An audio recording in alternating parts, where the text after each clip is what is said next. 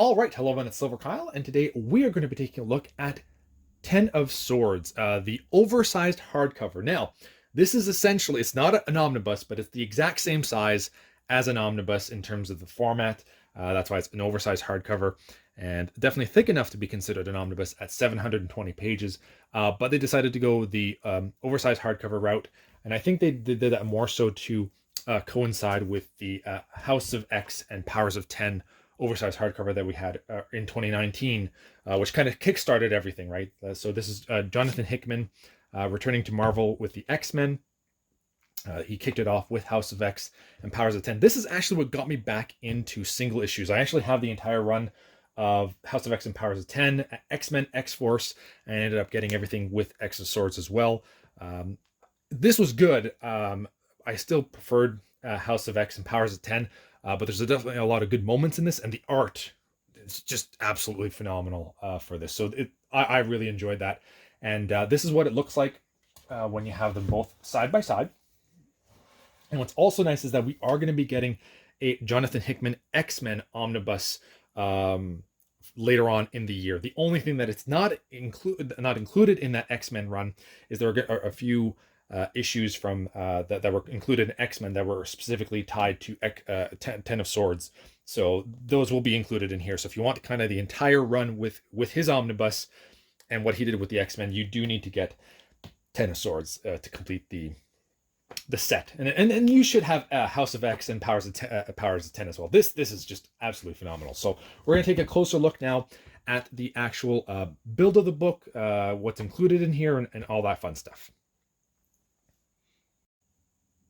So 10 of Swords, the oversized hardcover. Now, I wish that they would have made this into an omnibus instead. And the reason why I say that is because they gave it the same treatment as the House of X and Powers of 10 oversized hardcover, in the sense that it is glued binding. And I think that needs to be said. Now, they try to alleviate this one in a few different ways, and we'll go over that, and I'll show you all of that. But when a book is much smaller, like the House of X and Powers of 10 oversized hardcover, you can kind of get away a little bit more with glued binding. I would still have preferred sewn binding, but I can at least understand because it's not as big of a book. It's not also as expensive.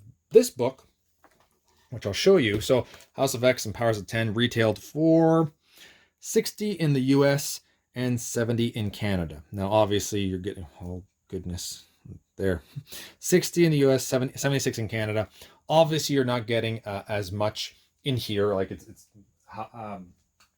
10 of Swords is more than double in terms of page count. This is 720 pages, but they are charging what they would charge normally an omnibus for this price. So this one retails for $100 in the US, $125 in Canada. I was lucky in the sense that when the pre-order for this first went up, I think the page count was at 400 or something. And from Amazon.ca, I was able to nab this for $56 Canadian. So that's a steal, you know. That's well under even half off this book in Canada, because it's 125. So I was very happy for that. But I still wish that this was sewn binding. But we'll go over that. So what does this collect? This collects X of Sword, Creation, Stasis, Destruction, all number ones. X-Men 12 to 15, Excalibur 13 to 15, Marauders 13 to 15, X-Force 13 to 14, New Mutants 13, Wolverine 6 and 7, Cable 5 and 6, Hellions 5 and 6, and X-Factor number 4. So that's everything that's included in this. Love the art. This is just absolutely glorious. I love it so much. Let's take a look at what's inside the flaps. So the epic first crossover of Dawn of X. The creators themselves, Johnathon Hickman at the helm.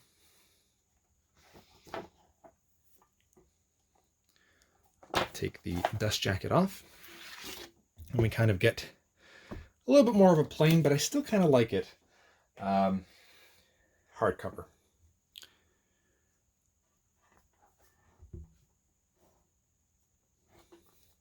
In the back. All right, let's open her up.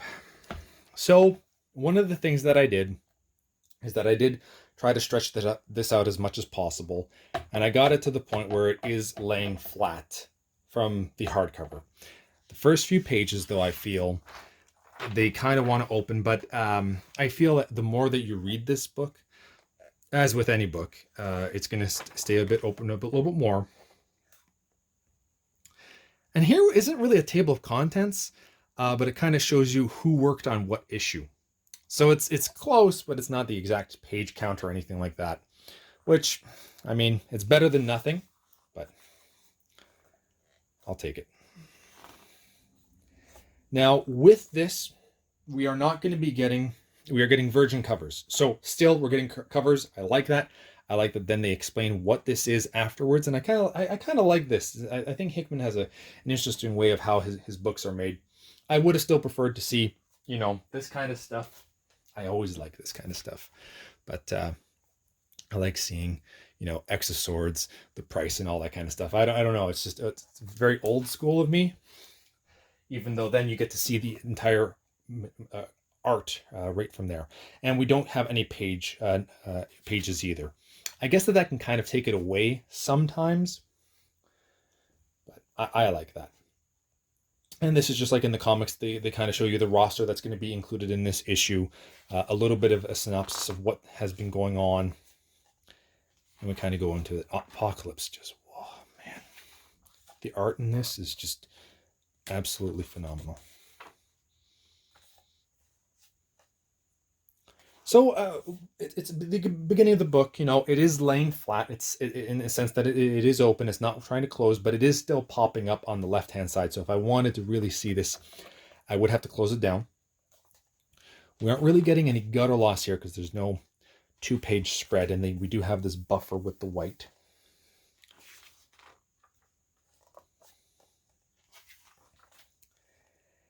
It's not horrible. But I think that with the sewn binding, we could have really seen. Are we not getting the covers on here? What's going on? I thought that we got covers. Okay, creation. There we go. Yeah, we do. So that's the exact one that I was comparing it to. We get the virgin cover, so you get to see that art really pop, I guess. I mean, this is in the sleeve, so if I took it out for a real comparison, and this is a thicker book, so it really is tight in there, but there we go. I guess I can do a comparison of the pages as well.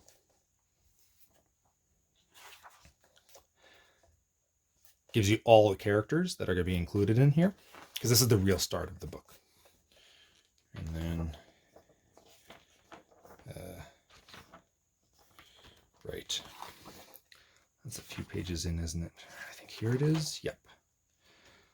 Oh, lovely. They do it this way. So the color, I think, is a little bit more vibrant in here. And I have to say the one nice thing about this book is that the pages are thick, very glossy. I cannot complain about the page quality here. They did a really good job with that. And like I said, the colors are popping a little bit more, depending on how you like them, I guess, but they seem to pop a little bit more here. And just a comparison of that page over there. Move this over. So.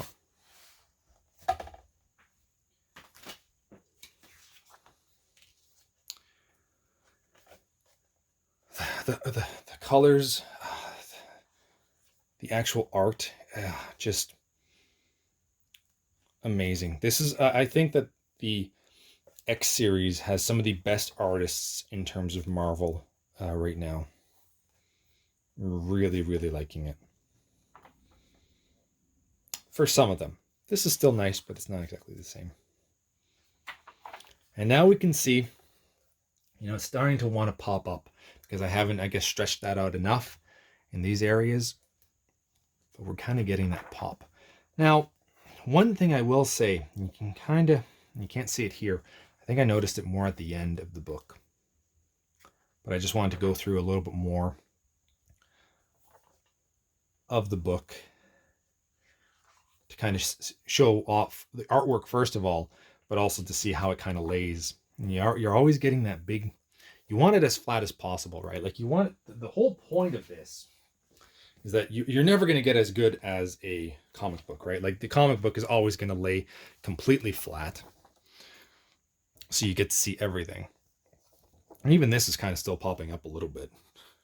Like it's not completely flat, but you want to mimic that as much as you can. And it's not horrible. And they're doing something here to kind of help with that.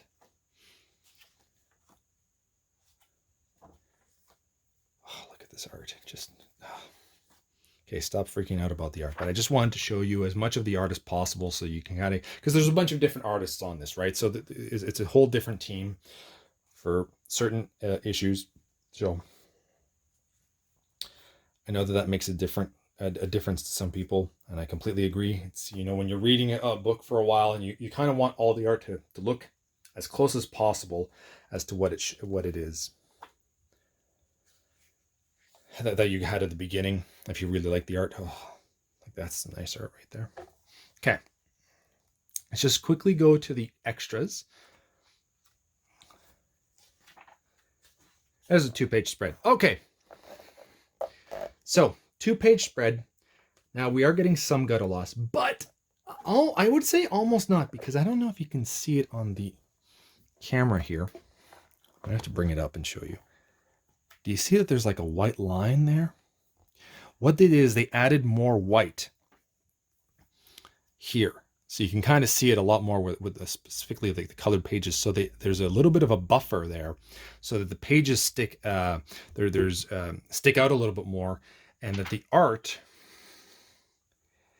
almost gives you like, not an illusion because it's real, right? Like this is, I can see it there. I can see the white. You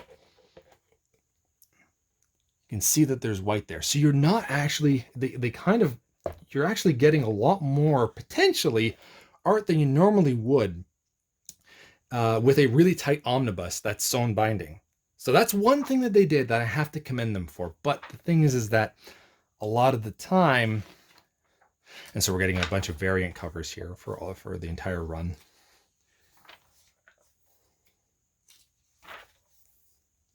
But like it's wanted to pop up. I think reading this and, you know, holding it down will help over time, definitely. But I just wanted to mention that. So let's take a look. About halfway through. No eye whatsoever. It's glued, right? You're not going to get an eye. I mean, it's trying to pop up a little bit. But that's what you're going to be dealing with when it's laid down like this. So that's just something that I want to mention. There's definitely some positives here. Negatives, obviously, no table of contents. I know that matters to some people. I like sometimes having a page count here and there to know where I'm at. Virgin covers, which I know a lot of people like, so that's a good thing. The quality of this paper, nice and glossy and thick. Like it's a well done in that aspect. And with the extra white in the middle, it kind of allows it to be glued binding, and you're not really missing out as much. So there you have it. That's my overview of Ten of Swords by Johnathon Hickman. Let me know in the comments below what you think about this book. How are you picking it up? What you think about glued binding and all that kind of fun stuff. Do you think that it's kind of okay when they add that extra white buffer to try to make things a little bit better? So you have been Bearded In. Thank you all for watching.